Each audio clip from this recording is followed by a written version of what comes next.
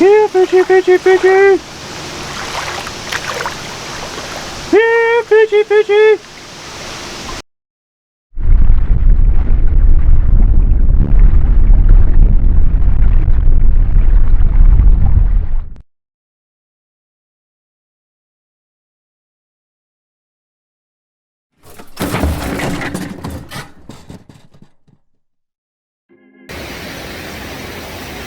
All right. We're coming to a special location to give you an idea of where we're going to be fishing for the new episode 3 of the breakdown. John and I did a lot of scouting in the off season to try to find some locations that would be good for the breakdown, and we've had 2 episodes out. And this is one of the locations that we found scouting in the off season that we were most excited to try out. It's on the Niagara River, obviously. It's a little bit down river from here. This episode of the breakdown, we're going to be fishing together. I just finished a little baiting trip out to the swim. Baiting by myself was a little bit difficult. And I think fishing is going to be really difficult. So we've decided for safety and everything, and making sure we don't mess up our equipment, we're going to film this episode together. So this is just to give you an idea of why we decided to fish together.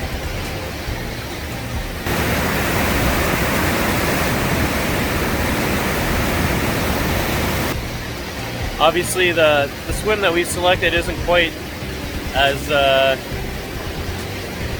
it's not a class 5 rapids where we're fishing, but it's definitely a big river, and yeah, you have to respect it. So let's go check it out.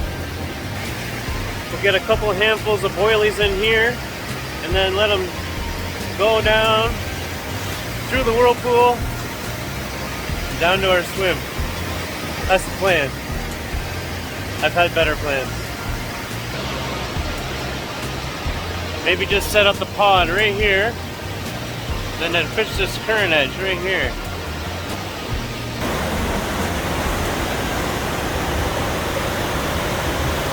The lower Niagara River is a popular fishing spot for rainbow, steelhead, lake and brown trout, king salmon, bass, and walleye.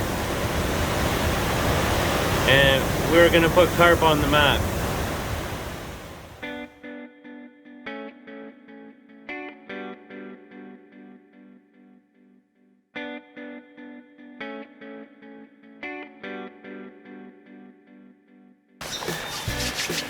Oh look, it's on.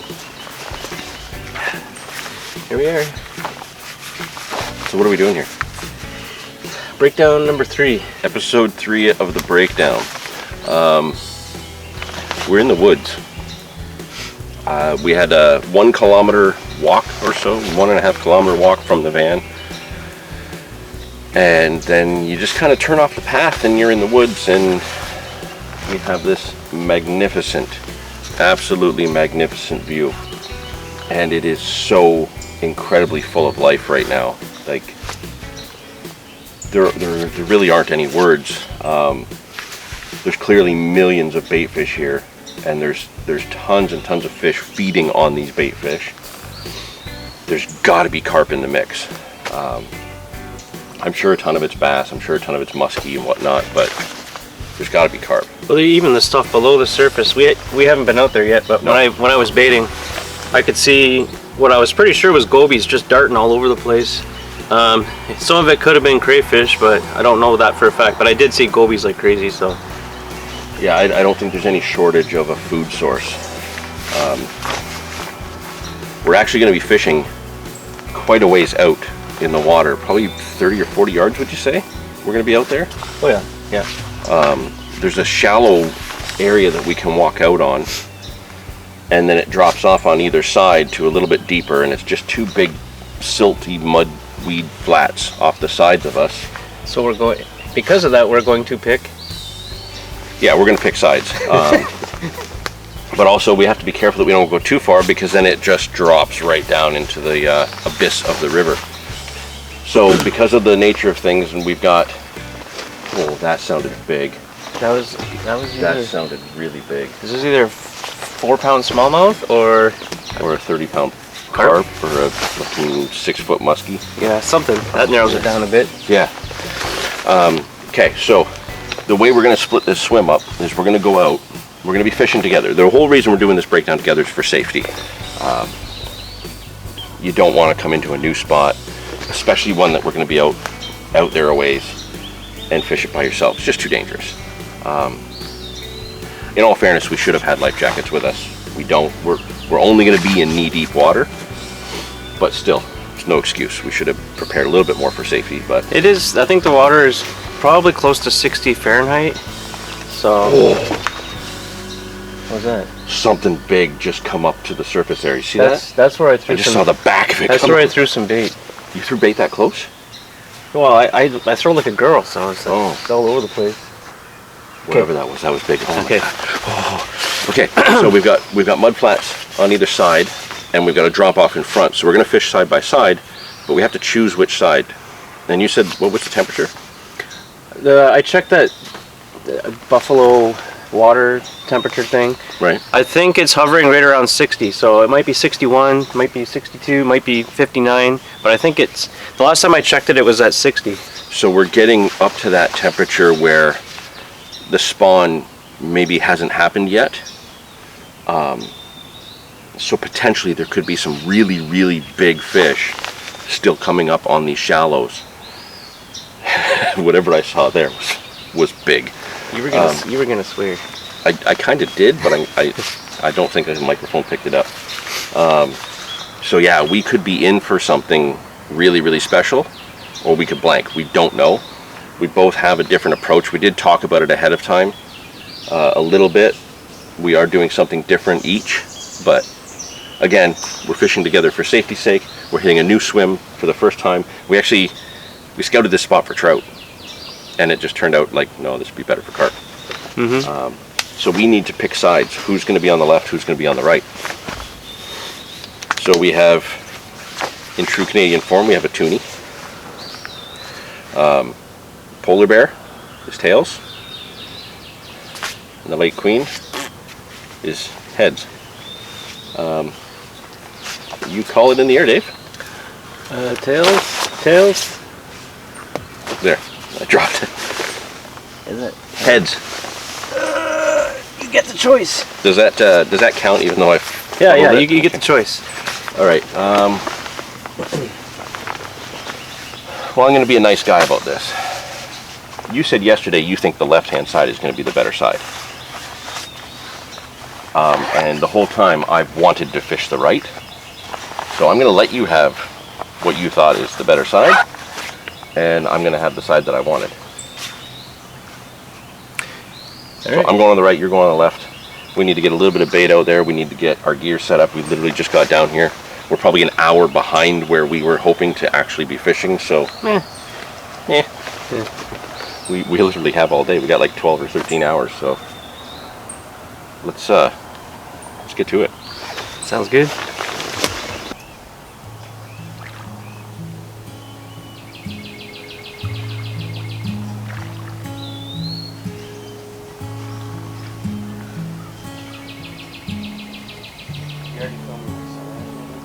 Yeah, I already filmed it.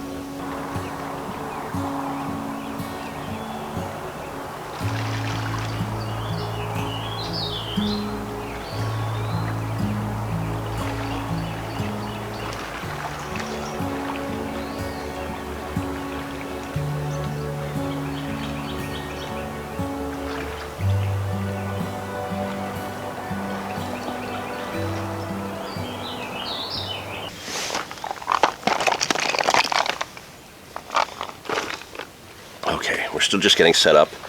The rod pods are out there, tied down to rocks and everything, because there is a little bit of flow, and I'm really worried with how far the rods are that if we do get a donkey, just for whatever reason the drag doesn't move the way it's supposed to. I don't want everything getting pulled in where I can't get to it.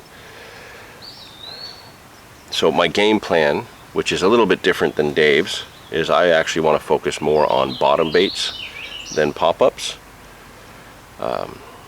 So my intention is to have one rod with an absolute donkey choker, one rod with probably a big tiger nut, and one rod with just a boosted hook bait. But I need to tie a couple rigs for those larger baits. So what I'm going to do, I'm not one to go letting around the swim really.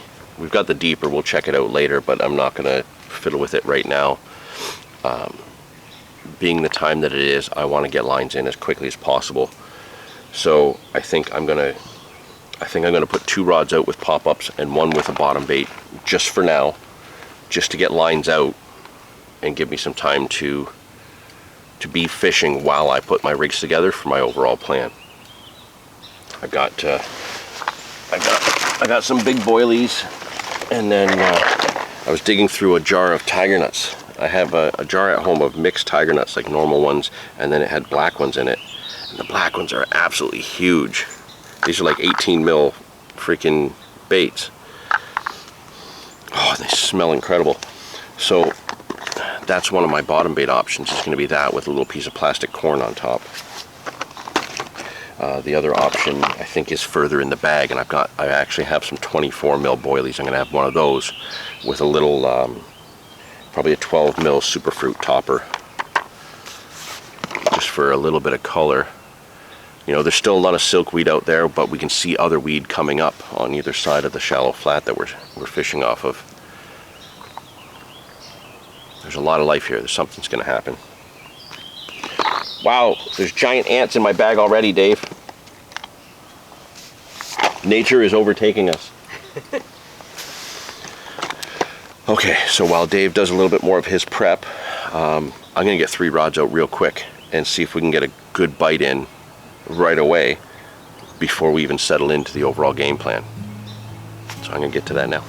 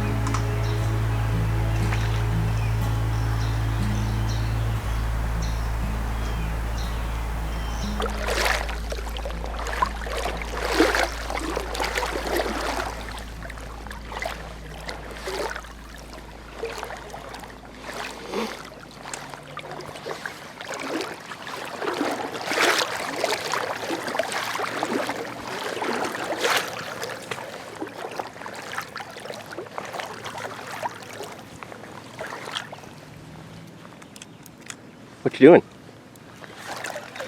Trying to find the weed edge and the drop off a little bit. This is kind of cool. So is your rod setup. Isn't that stunning? See if I can get a Bass Pro Shop sponsorship. You just zoom in on the table. No, I'm not doing that. Okay. It's like 3 feet there, And then out here,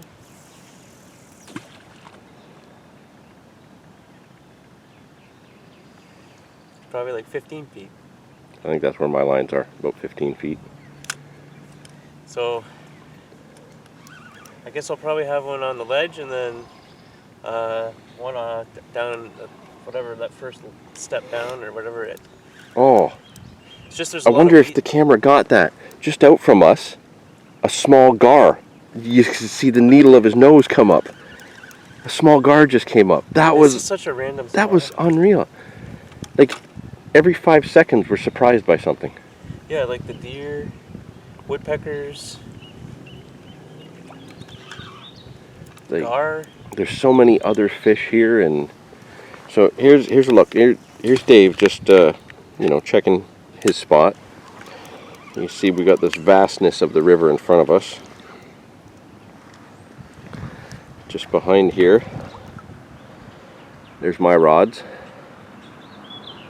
and I got a net just mounted over the rocks I piled up there. And then when you look back this way, way back in there is our setup. So it's quite a haul for.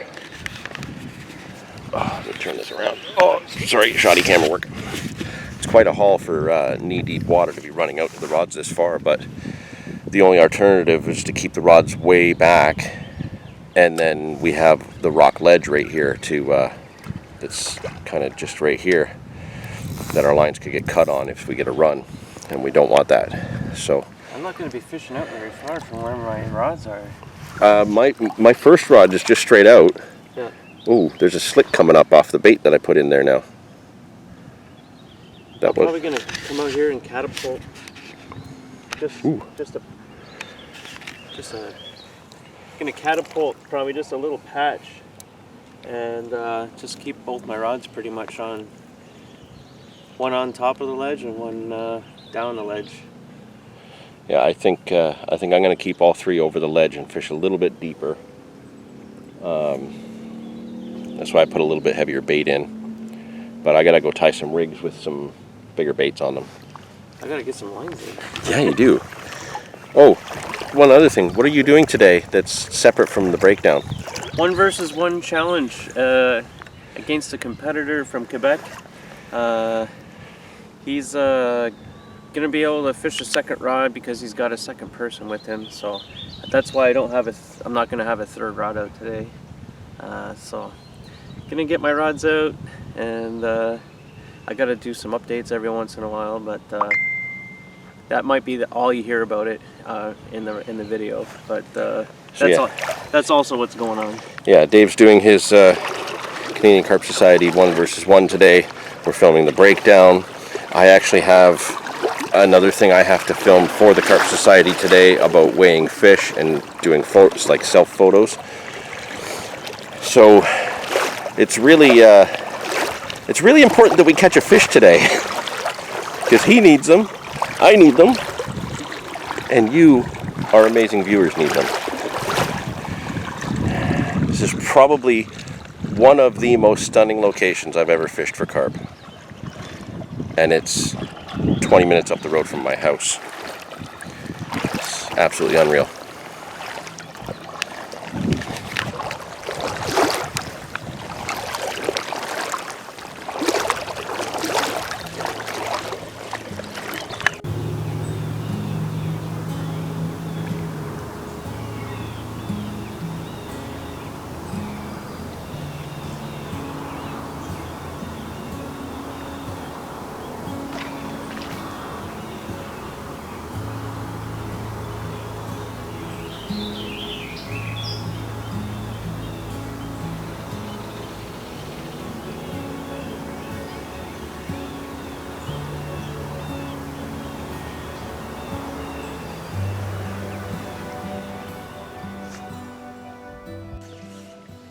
I'll have to show you my rig maybe after my first fish.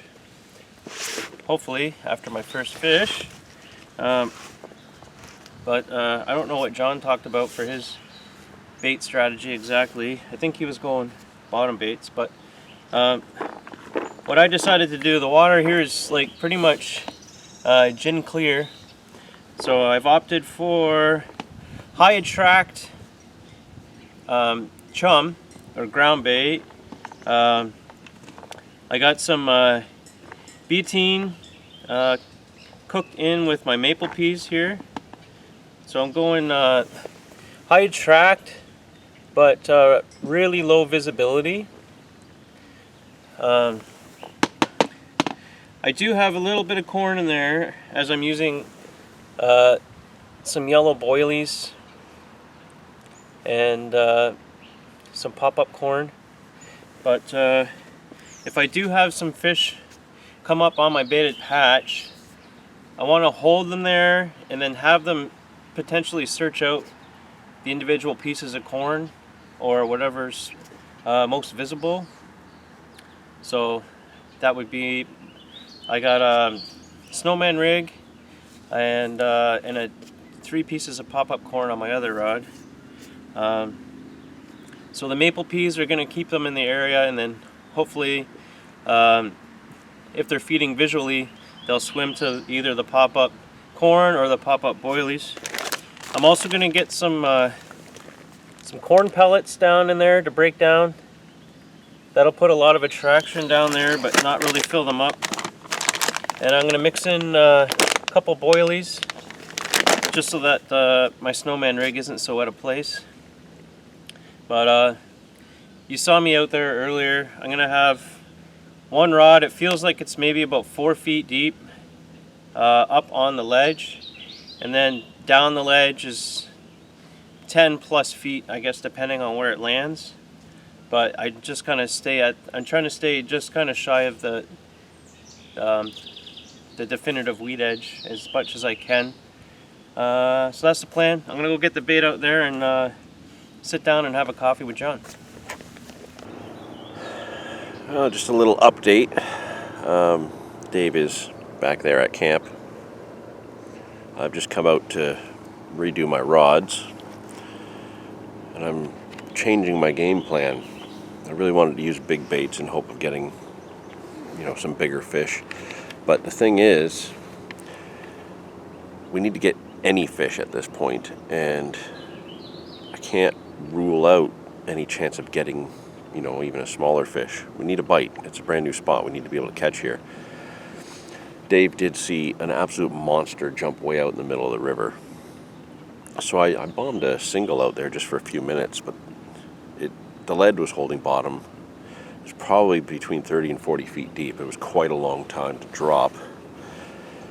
But the flow was just too hard on the line, so it was pulling line off my spool even on a relatively tight clutch. So I brought that back in a little closer. It seems that the spots that I put my lines, kind of just off the ledge here, in that what I think is 12 to 15 feet. I'll have to verify that after. There's a lot of grass down there. It's a big grass bed that kind of starts just past me and goes out into that bay, but apparently it's down deep as well. So that could be an issue. Even though I'm getting a good drop, as soon as I lift up to reel in, I'm immediately in grass.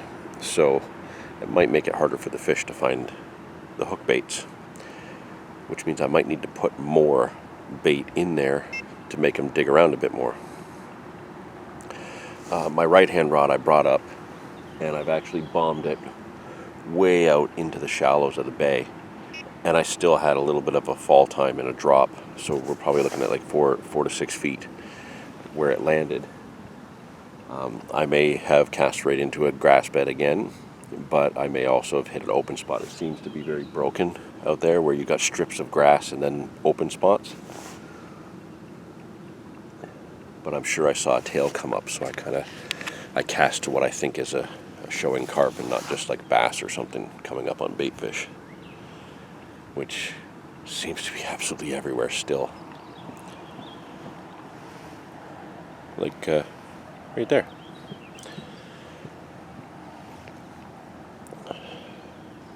It's puzzling. This is such a beautiful spot. It's such an amazing looking location.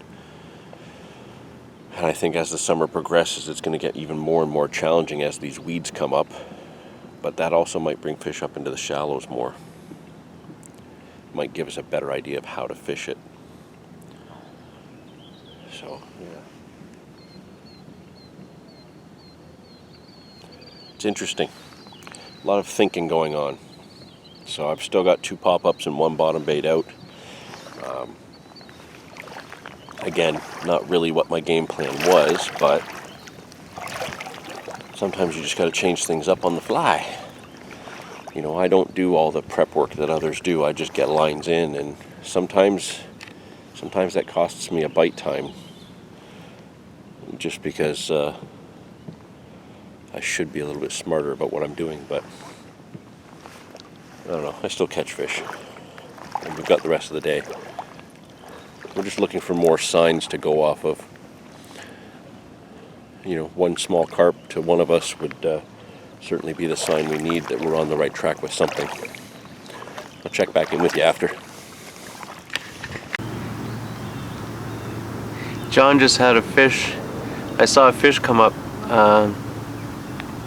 right on the same line as his pod, just kind of maybe 20 yards to the right of where his pod was, or where his pod is. I guess he had thrown a handful of boilies over there.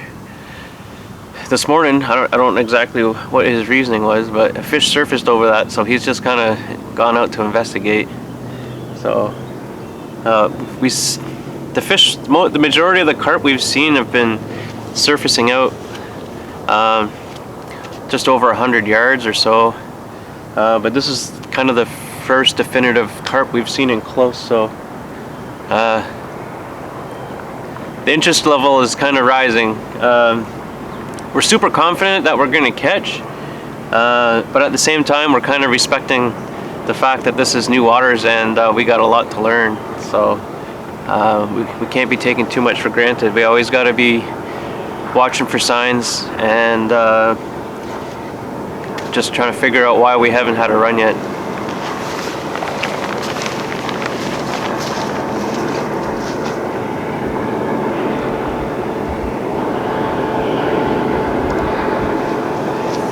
He's almost standing right where I saw that fish come up. It was just a little further out to his left. I saw it come up. Anyways, he's gonna walk out of frame, so touch base later. Alright, so bright. So it's only been a few minutes since I was out here and gave an update.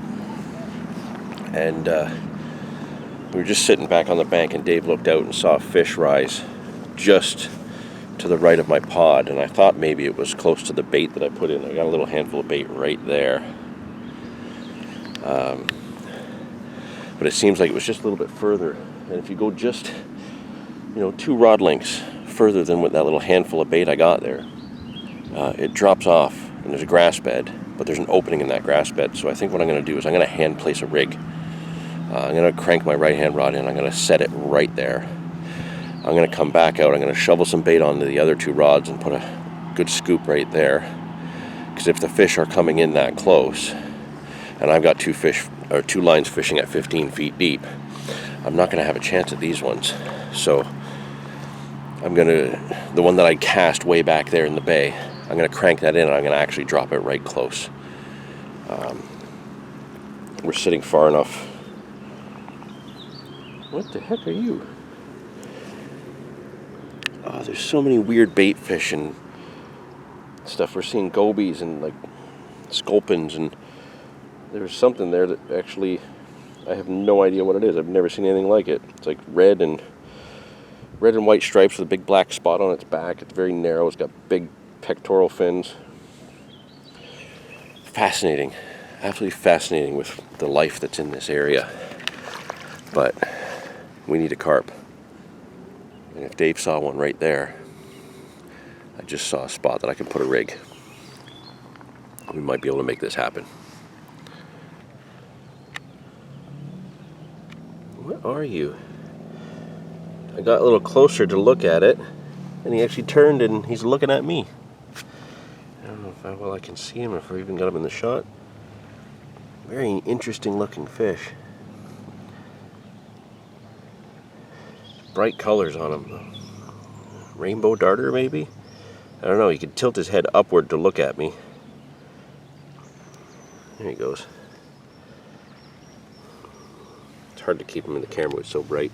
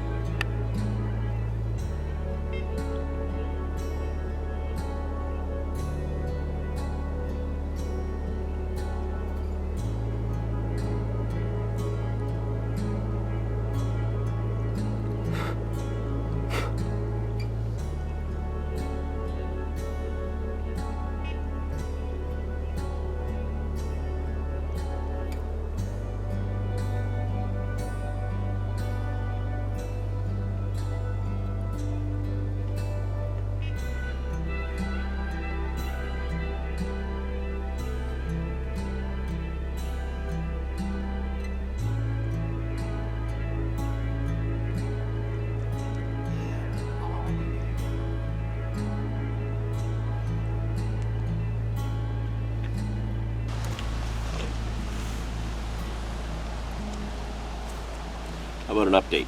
It's 10:30 and we still have not caught a damn thing. Well, we've caught a few laughs. I did try to use the drone. I don't think it paired properly. I was able to get it off the ground, but then it would just drift over and I would lift it up higher and I still crashed it. I've never used a drone before. You're getting a couple beeps there, Dave. But it doesn't look like your bobbins are moving. I've never seen a flying weed eater before. That was pretty... It was definitely a flying weed eater, wasn't it?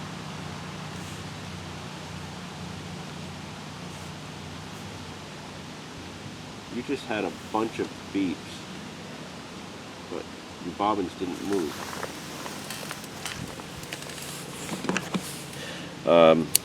So yeah, the only thing that is really making me think about the fact that I might be doing something wrong is the weed beds that are out in front in that deeper water that I'm fishing. Having hand placed my right hand rod, I know for sure that is fishing exactly how I want it. That sounded different.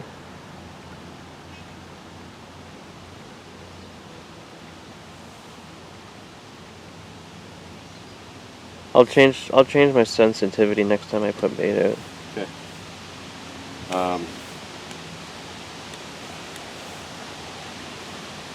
So yeah, I know my right hand rod is exactly how I want it. And I know my other two rods are where I want them. But I just keep getting paranoid that my hook is getting caught on weeds on the way down. Or that my rig has gone through the weeds and the fish can't see it. I did put more bait out to try and make a more of a visual statement.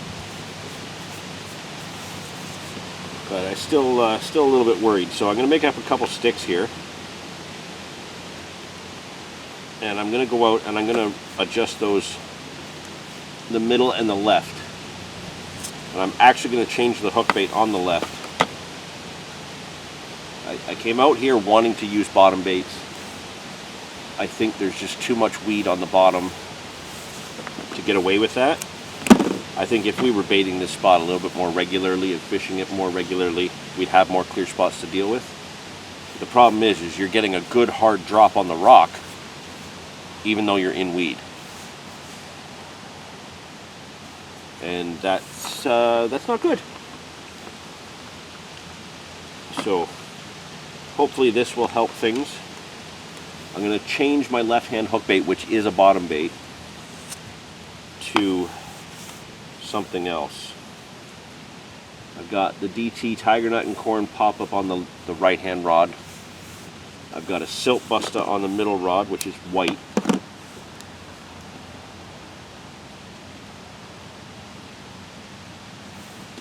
Okay, you might want to give me that camera.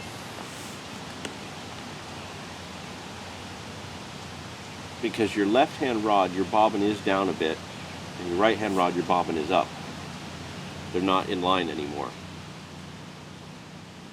I want to zoom in on your bobbins, and we'll take a look here. See what Dave's bobbins are doing. Okay, we can look through the trees. Yeah, we're talking about me making adjustments on my setup, but can I get that to focus on? Yeah, the left-hand bobbin is down, right-hand bobbin is up. But let's see which one moves.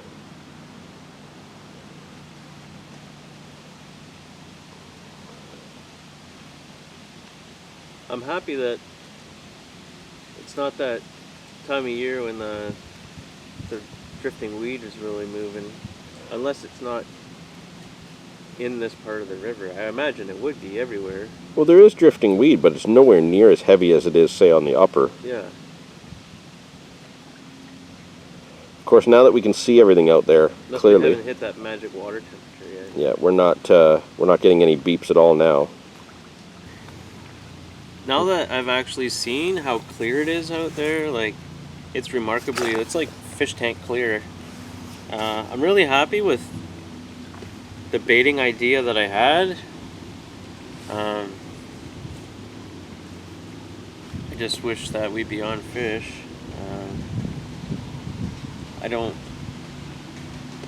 For the challenge, I don't have the time to wait till dusk kind of thing, and I have no intentions of hopping swims or anything. So I might just have to just keep my eyes open, and maybe I'll stumble across some sort of an answer, or the fish will stumble across us in the meantime. But as it stands now, I don't know what the disconnect is.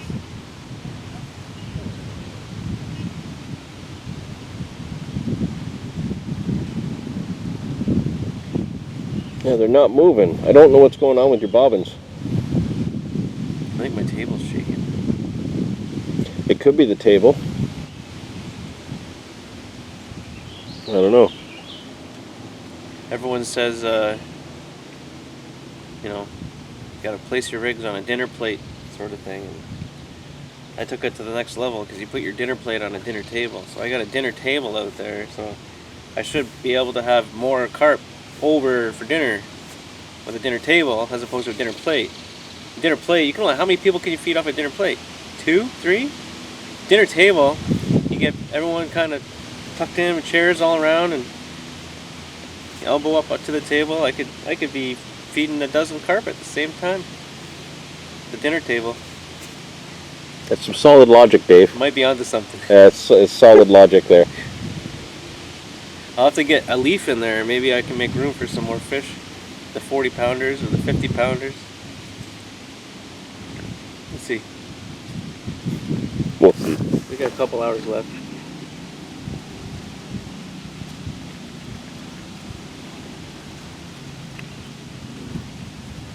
Come on, one of those rods just peel off right now. Ooh. Couldn't see which one that was. That wind's picked up a bit too, though. I should turn down the sun. Yeah, you're getting beeps with no movement on the bobbins. That's the table action. If the tables are rocking, then the carp are knocking. The chongos are killing.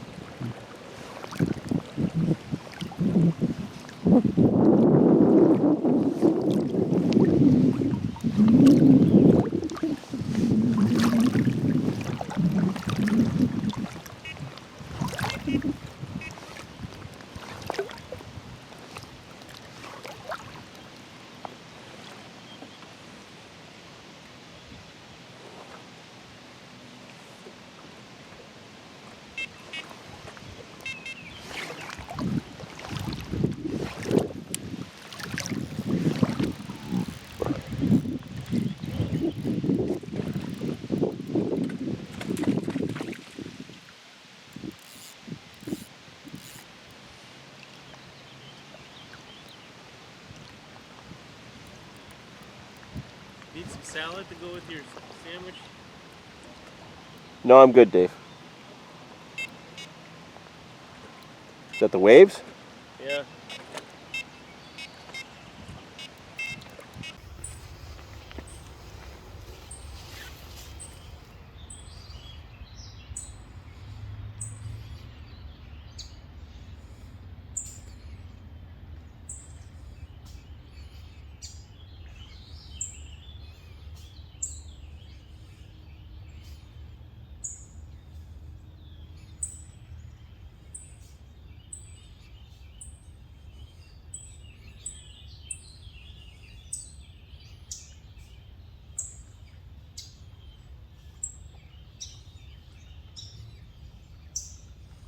What are your thoughts right now, Dave?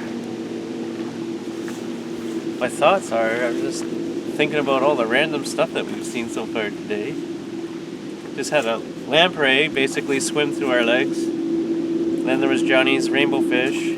Then there was the coyotes and the deer. A couple birds we couldn't identify. All kinds of neat stuff. Squirrels jumping over our heads. All the gobies and crayfish and everything else. Carp jumping. You saw that Carp hike or whatever? Yeah, it looked like a little gar. We'll have to look back on the footage, but it's a really pointy nose come up. So like already like that aspect of this swim has been really super cool. You know, it looks like there's been beavers and stuff all through here. Now the sun has changed angles a bit and we can kind of visibly see the drop off.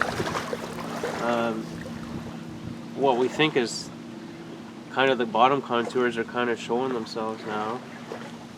But I'm just trying to decide if I'm being lazy. I had my alarms aren't going all the time. I was happy with my drops initially, and now I'm, you know, sitting on the rods for 3 hours probably now, and I haven't done a recast. I'd hate to think that I've been sitting behind some tangled rigs or whatever, but I was so happy with my drops that I don't see any reason to, but I probably should get out there and redo these lines. Yeah, I think you should. Yeah. Then have another sub. Have another sandwich. Another sandwich. Gas station sandwiches for me. My sandwiches are giving me gas. I'm gonna go check on my rods. Okay.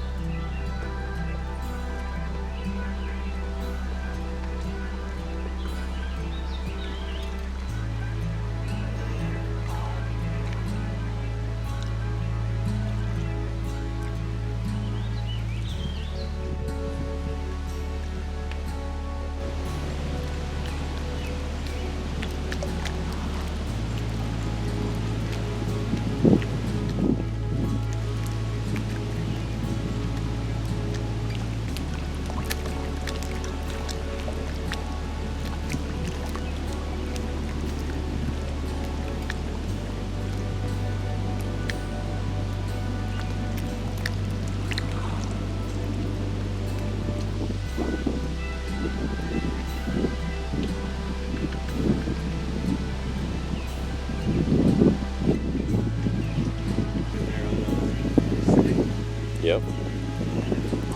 Look at how one has got the pale color in the stripes, I'll see if I can get my... and the other is definitively spotted.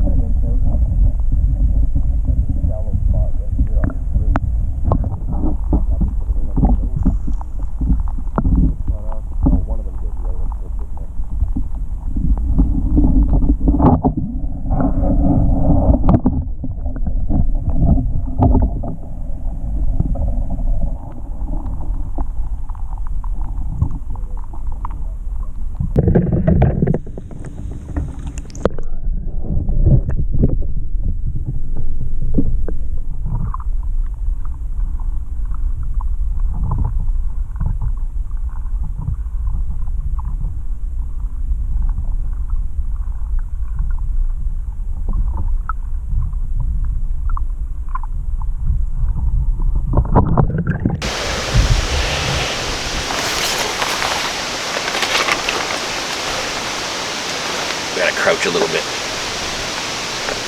I'm too lazy to adjust the camera properly. So I'll just kind of give you the update of what's going on right now. Dave's doing up a little mix. We were over here watching some smallmouth on their spawning bed, and it was just awesome to watch. We saw a rudd swim through. So I kept going back watching the bass because it's the only entertainment right now when nothing else is happening. Oh, this is so weird to crouch like this. But then I started seeing more rudd, and like really big rudd. And while we were over there watching the big rudd, I saw at least a 20-pound common just swim by at about 20 yards out. So Dave's gonna get some bait over there, and we're gonna see if that gets a reaction, if any carp move in on it, if there's any carp coming from the shallows out there. They could be swimming right between us and the rods, and we won't even know it unless we're watching for them. So the idea is to get some bait over there, see if there's a response, and if we see any carp actually on the bait, then Dave will pull his lines from where they are and move over there for the last part of the day to try and up his chances at getting a fish for his challenge and for the breakdown. Right now, as it stands, I'm going to stick with where mine are. I'm not going to change anything because I do think that they're going to move in there at some point if they haven't already. But this is the first sign of fish in the open that are accessible, where no weeds are in the way. There's some trees in the water, there's some snags in the area, but I don't think they're going to be that much of an issue. So he's doing up a mix right now. It's looking good.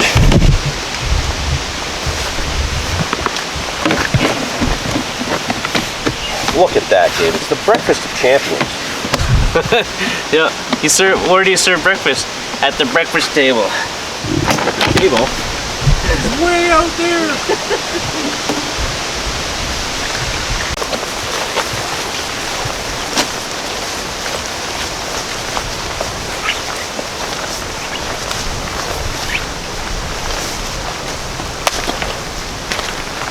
Dave, deer tracks right there from this morning.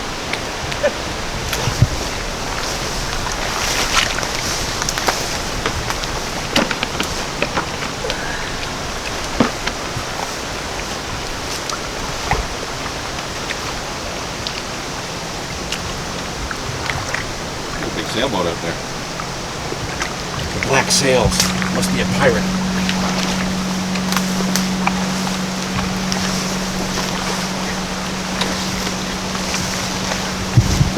Watch your branches, Dave.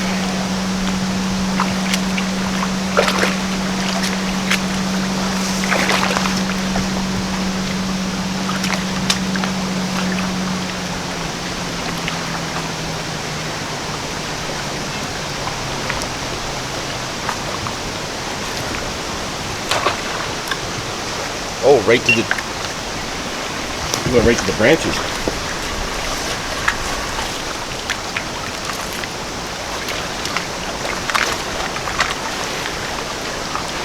This is the utmost awkward spot. You figure, big river like this, I'm not going to be having to do such awkward presentation, but here we are.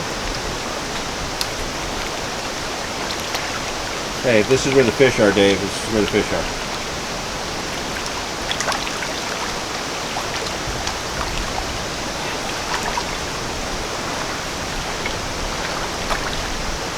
I would say put the bait more in the open spot and not so much up to the tree.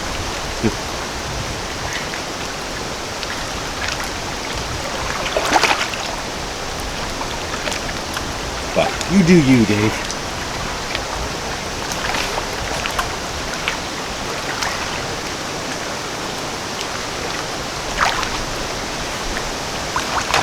So that's more of where I saw it, just to the right of that. So it came through there.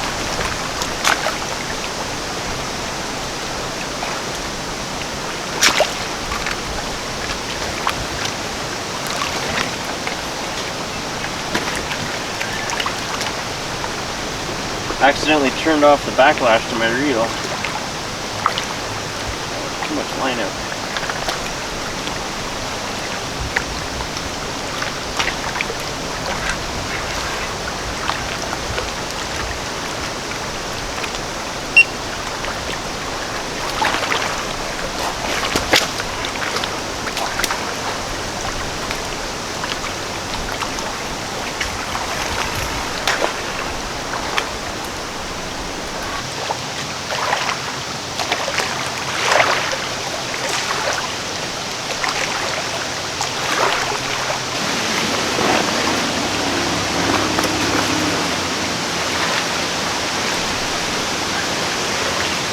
Are you in?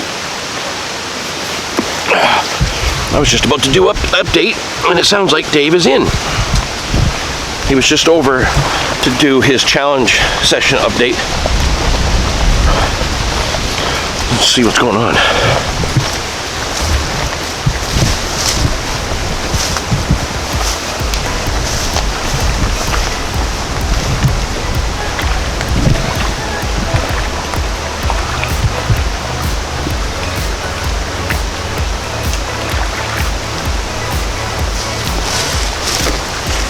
Am I allowed to net it for you for the session or no? Oh. While you were doing your update? Just as I dropped my phone. It's not small. I was just turning the camera off and do my update. So what was going over there. And then I saw you looking.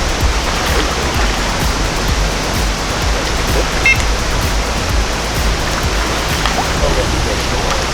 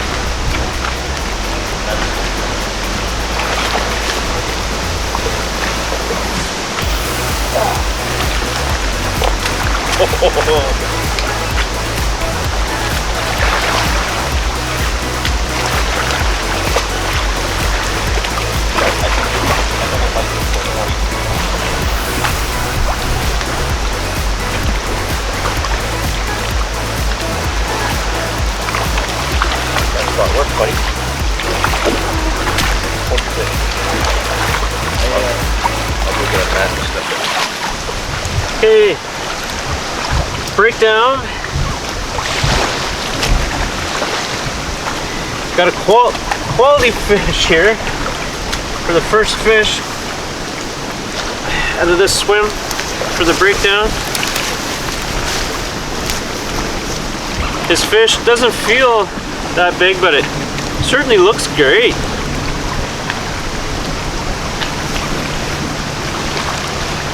This is on that shallow spot you just spotted to. Yeah, John spotted the fish over here while we were watching some bass and other fish in the margins. So we decided to just kind of change things up. John's already got that spot covered and he wasn't getting anything and I wasn't getting anything, so we figured why have us both do the same thing and have the same results.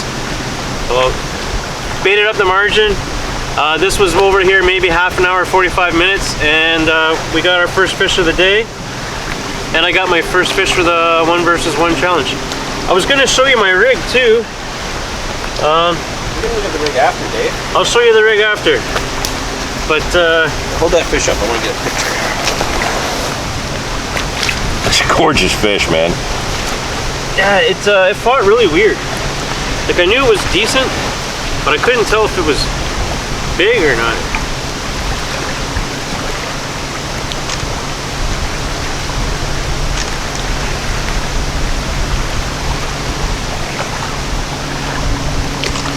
Of course, that special kitty bucket gets in the picture every time.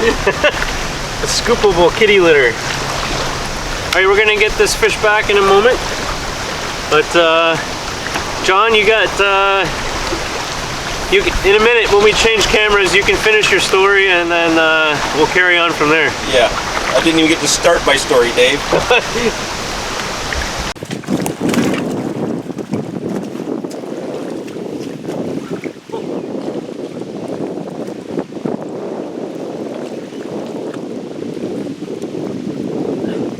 So we got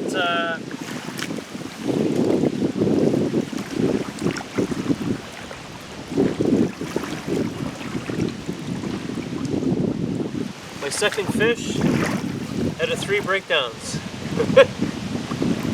First breakdown was a blank, second breakdown was 1 fish, third breakdown I got this fish. So not so bad. Got a little bit of time left. We'll see if we can make anything else happen here, but for all intents and purposes, I think this has been a success.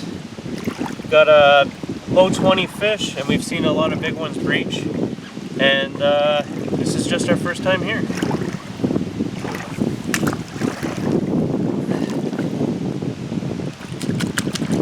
See ya. And that's the breakdown.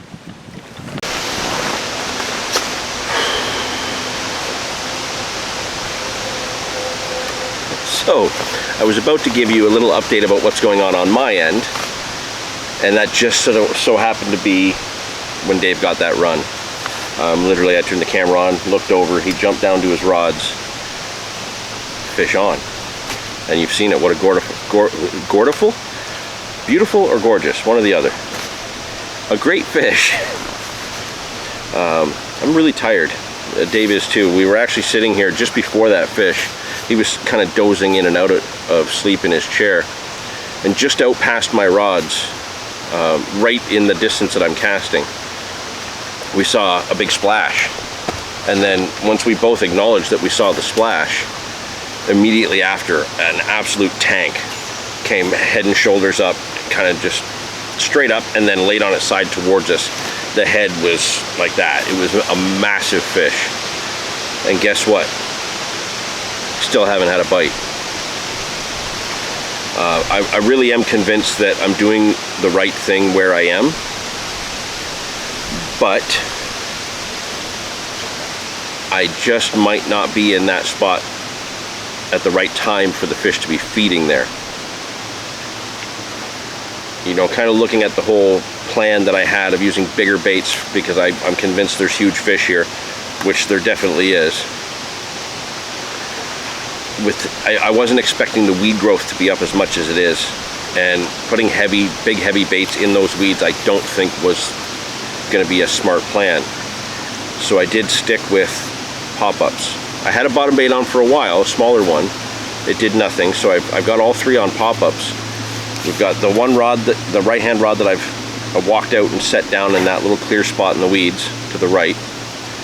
And the middle and the left are just straight out off that drop, and I think they're just past the main weed edge on a clear bottom. So I'm hoping they're in about 15 feet of water right along a highway where fish are going to move along that weed edge back and forth. And I've put a lot of bait out. It should be enough to get their interest. The only thing I'm thinking right now is that I don't want to carry this bait out. We're down to like the last 3 hours or so. So I might just go put the rest of my bait out in a desperate attempt to try and draw enough fish in to get 1 bite. At the end of the day, though, this breakdown episode has been a success. Dave and I did fish differently. Even when we were fishing in the same area, we were fishing quite differently. But as Dave said, watching for any kind of sign or any kind of piece to the puzzle, when we were over there watching the rudd and the smallmouth, seeing that one carp in the shallows, that was definitely a sign to act on. And immediately Dave spotted a bunch of bait out, and yeah, within 30-40 minutes, great result. So even though this isn't really the Dave versus John kind of breakdown that we've been doing and will continue to do, you're still getting to see us tackling a new swim for the first time, doing what we can, adapting on the fly. I think so far, each episode we've come in with a plan and thrown the plan out the window. And then change that plan. And yeah, you really have to make changes and adaptations as you go. It works. Dave has proven that today. I think I still have a good chance. I think I'm doing everything right in the right spots, and I've seen an absolute monster top out right there. So I'm now at the point where I just need to find a way to get them to get their noses down where my bait is, or my hook baits are. Because I've got 2 rods right there in front on that slope, or that drop off. So I think I'm gonna go shovel some bait in, just clean the rest of my bucket out, get it all in there. The wind is just howling across. I'm sure that's helping to move things around. There is flow that moves back and forth. That's gotta be moving those boilies around. For all I know, the boilies could have moved all the way down the slope and are in 50 feet of water. We don't know. But seeing that big chunk was definitely a confidence boost that I'm in the right spot. So I'm just gonna take a few moments, have a quick drink, just observe everything as I can for a few minutes, and then yeah, I'm gonna truck the rest of my bait out, unload, and then hopefully within the next 3 hours, I'll get a result. If not, at least the session was a success. We had a fish. What a fine fish it was, wasn't it, Dave? I was happy with it. You're happy with it? Yeah. You better be happy with it. It looks like it could easily be the one that I spotted. Like I said, it was like a high double, low 20 when we saw it. Yeah. And that's right in that size for that fish that you caught. But I don't think it was alone. I really don't. There had to be more with it. I don't know if I should put more bait over there or not.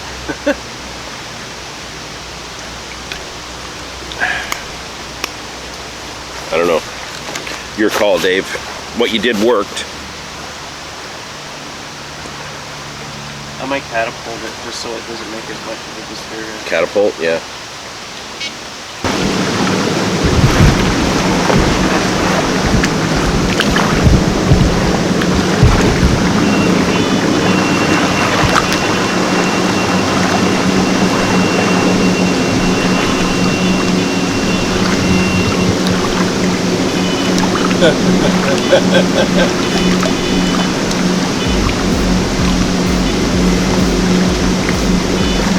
It's in my other rod.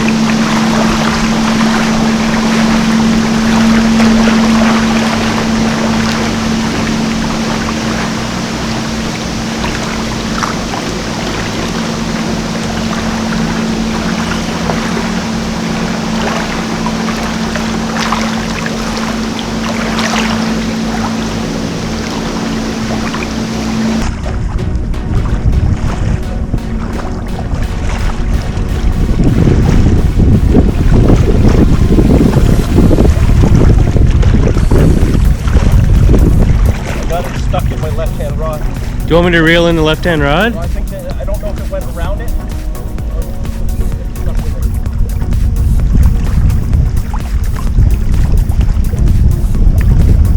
by the time I got out to it, that rod was just so reached over.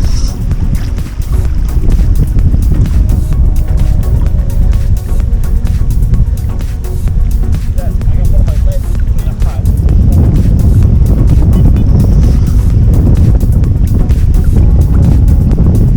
Put that line up so I can get closer to it.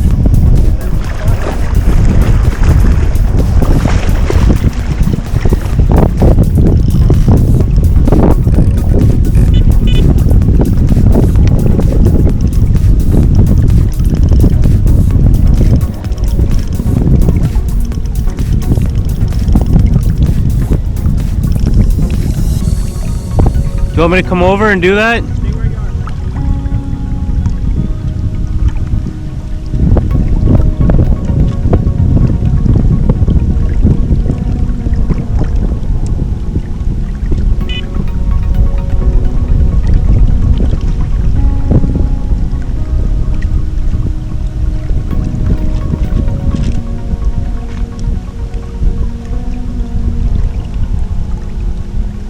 Now we're in business.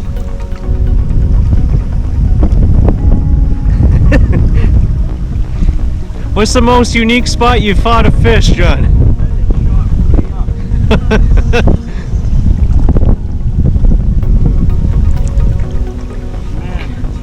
Current is ripping right now. So as I was running out, the tent was still just doing there. It was just holding, shaking its head. There's some big rocks over there, John.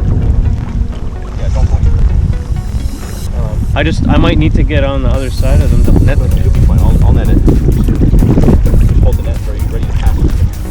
You can't net it in this current. Yes, I can. Do you want me to net it for you? I'll get it. I can go get it like a trout. I'm trying to get that ledge down. I can go get it like a trout. Hey, I'll be in.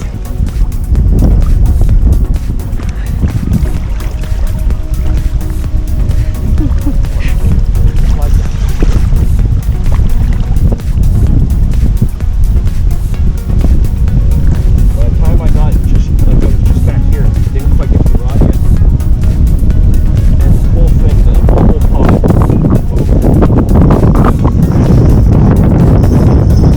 You got 13-foot rod. Like, I can scoop it for you. If I can't get this lead and weed down, I might not have a choice. I can end this faster. I just walk over there. I won't walk that far. But can you net it and film the same thing? Instead of filming me now, maybe film the fish.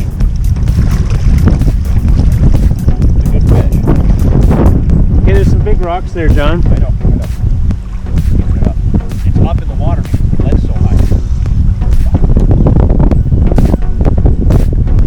This current's ripping. Bring it.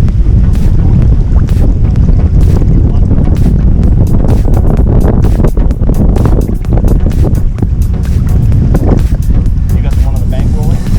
Yeah. I don't know how much in frame you are. No, it doesn't look as big. I don't think it's a very big fish, but Quite unique. Lead.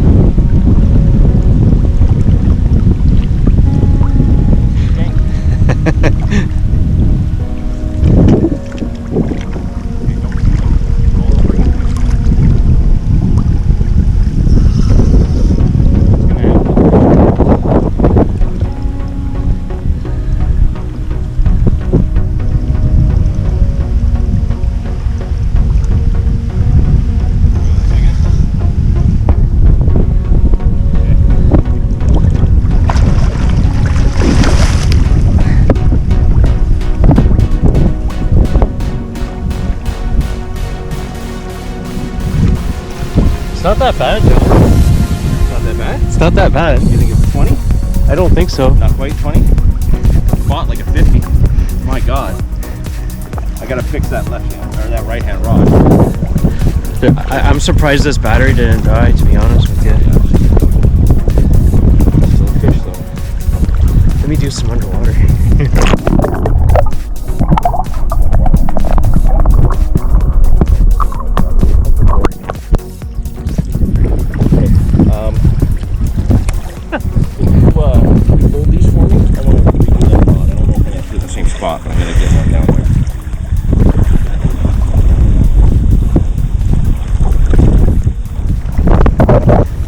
sailboat come into your rods, John.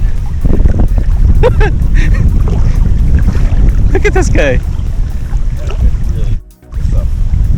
Look at this guy.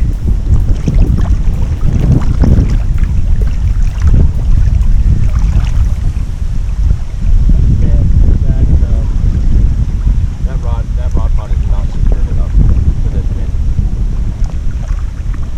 You can pull it in, like.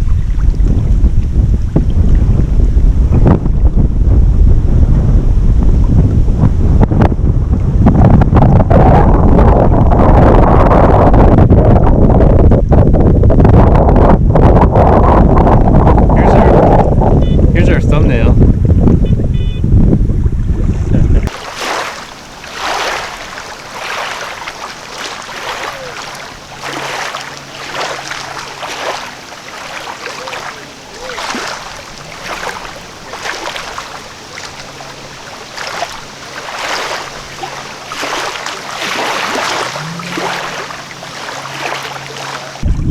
Ahoy! Your sail says jizz.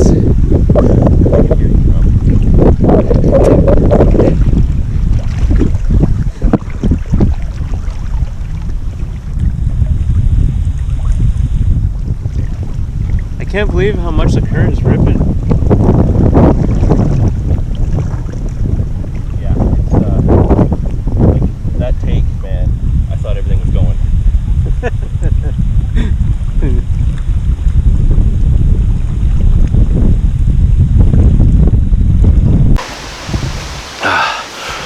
Whew, that was intense. we had just done the update where I mentioned how I guess I said that I was convinced I was doing everything right. I just needed them to be feeding on the spot. And we saw that biggin. It's definitely not the biggin that's in the net, but it was the right rod. It was the middle rod on that spot, the correct rod to have gone. Unfortunately, when that fish kited around to the right, it wrapped up in my right hand rod and pulled it off that spot that we had hand placed it, but that's all right. I've now taken that rod, plunked it where this one was, so I've still got two rods out there while we sort out this fish. I've just got it sitting in a retainer for a few moments while we catch our breath, because getting out there is not easy, let me tell you. That current's ripping compared to this morning. Yeah, the wind is so strong that what was pretty much slack or almost non-existent flow here this morning, that's strong. It's really strong. But what a wild take. I had a couple of little beeps. So I was just standing here watching the rods, and I had another beep on the middle rod, and I happened to just see the tip give a little knock, and then it gave another knock. So I just started yelling to Dave, "Fish, fish! That's a fish!" I started running out there, and I was still not even 10 feet to it, and it just doubled right over, and that fish took off down. Well, I guess technically upstream, but the wind and everything is creating such a heavy current that way. It's just insane. I thought for sure that fish was huge, the way that fought and the way it fought in the flow. High double for sure. I'm happy with it. It's a fish. That means that it's one apiece there, Dave, for this breakdown. You need two more for your challenge, so you could still win this round. Three more for my challenge. Are you sure it's 4? I think it's still 4 for the challenge. For the challenge series, is it best 4? I don't know. I don't have internet down here right now. 4 fish all year, so what? I got nothing to worry about. Yeah. So yeah, I'm just gonna get a few things situated. Then we're gonna show you that fish. And who knows? We might be hitting into a bite time where the fish are moving into the area, because it's not even an hour since Dave had his. And now I've had one. Happy days. Woohoo!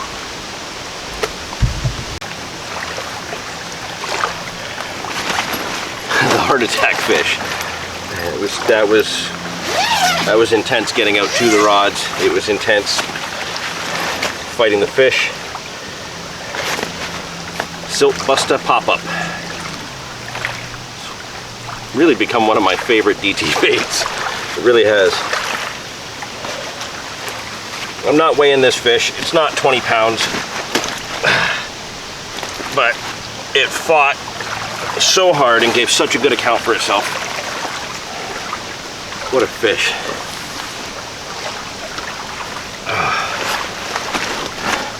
I understand it's probably kind of dark, but I'm doing my best here. Settle down.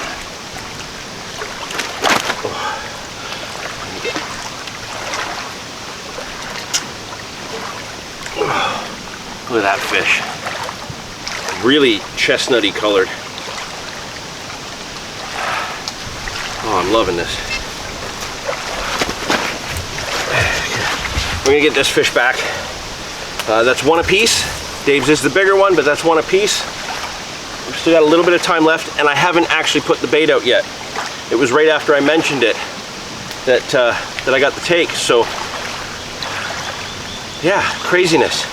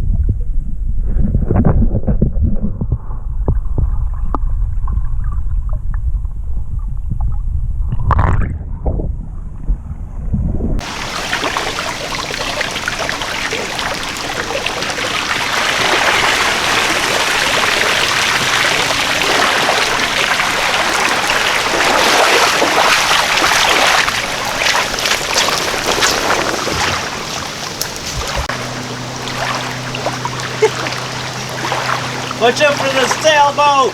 Ah!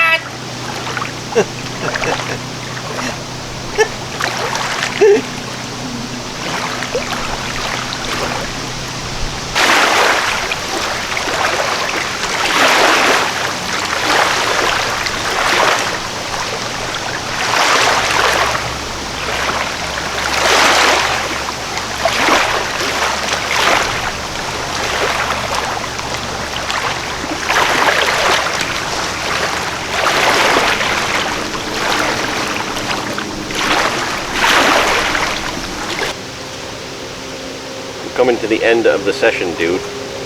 Yep. I never showed anybody my rig, but it's basically the exact same thing. I think basically I did in episode 2. Helicopter Helicopter to a Ronnie. Helicopter to a Slip D Ronnie. Except this time I used a distance lead because I thought it would get hung up in the rocks less, and opted to not use pack bait. I thought that I was going to be trickling bait in more frequently and doing more frequent casts, and I didn't think the pack bait was going to be a huge benefit because I thought I was going to be recasting to try to hit like a particular spot, and I would get annoyed that I was going to be losing my pack bait all the time. I was happy with my baiting approach, with the really subtle colors and high attract sort of ground bait with a little bit of corn mixed in here and there, and the boilies and all that. But I'm happy with how we did, but basically expected more fish. But I think the end result is satisfactory for sure. Yeah, I agree. I definitely expected more fish. I am happy that we each got one. You know, you got yours acting on just a piece of the puzzle we were waiting for, and I got mine sticking to my guns on what I was doing, despite it not being my original plan. Bait-wise, where my rigs were is exactly what I wanted to stick to, fishing off that drop, and that's where that fish came from. So I think we both adapted as we needed to and got results acting on those adaptations. Man, this spot has a lot more to offer, I think. And let's keep in mind, we're here early. We're here mid-June. And the river really doesn't start to kick off until July. So we're probably still 2-3 weeks before things really should kick off down here. To be honest with you, I do think that if we were to come back in, say, bugs, if we were to come back, say, mid-July to end of July, there's going to be more weed growth. I think there's going to be more fish moving around. They're definitely going to be feeding more.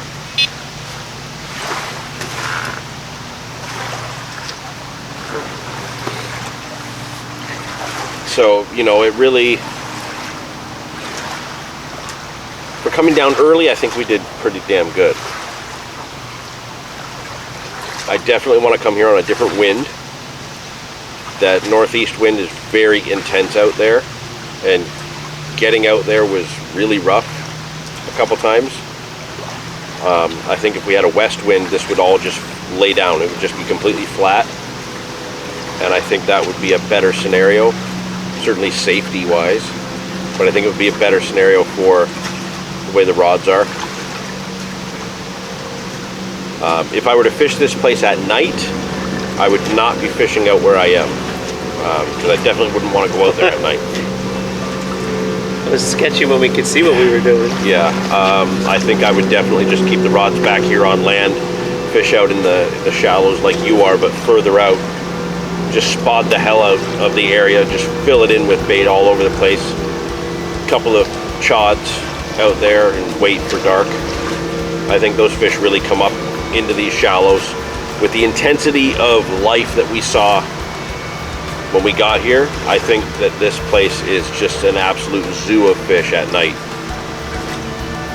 So definitely that should be explored at some point. But I think even where I'm fishing now, just past the drop there, a little bit later in the year, I think we'll do a lot better.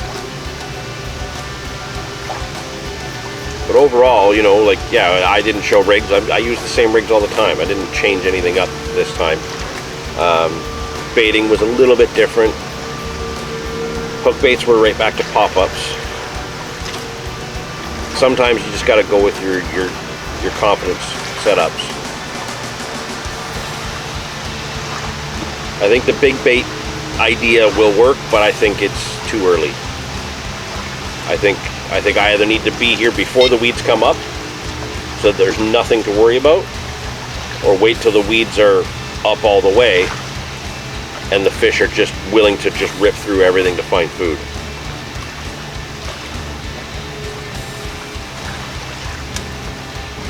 But I really like it down here. Yeah, and unfortunately we're packing it in, but the conditions actually look like they're shaping up again. Yeah, light levels are dropping. The wind is definitely dropping a bit. But yeah, we're gonna do a pack up. We're gonna leave the lines out till the last minute, but we're gonna do a pack up and probably get out of here within the next 30 minutes or so. A little more, I think if we had pre-baited a little bit more as well. I only got down the once myself, and I didn't really let around or anything before I was throwing the bait around, so I was kind of throwing the bait around blind, so I don't know if I really did us any favors by putting what I did, but so there's that. Yeah, I think if I could have got down to pre-bait yesterday like I had planned and just didn't make it, that might have made things work for us first thing. But yeah, it's hard to say. We will have to come back. But now that we know where we want to present a little better, I think if we do come back and bait, it'll be a lot more helpful. Yeah, we'll have to have a second series that goes in conjunction with this called like the Breakdown Revisit. And we'll just go back to some of these swims that we've done. I do want to go back to the first swim. The first swim on the upper river. Yeah. Yeah, we should go back there soon. But we can do a revisit video of some of these spots and see how the conditions are different in a different time of year. That was like Halloween. Yeah, you were there Halloween. I was there Remembrance Day. Yeah. Yeah, I bet you there's some fish there now. Yeah. All right. Why don't we pack it in? Get the hell out of here. It's so muddy. My feet hurt. I got poo.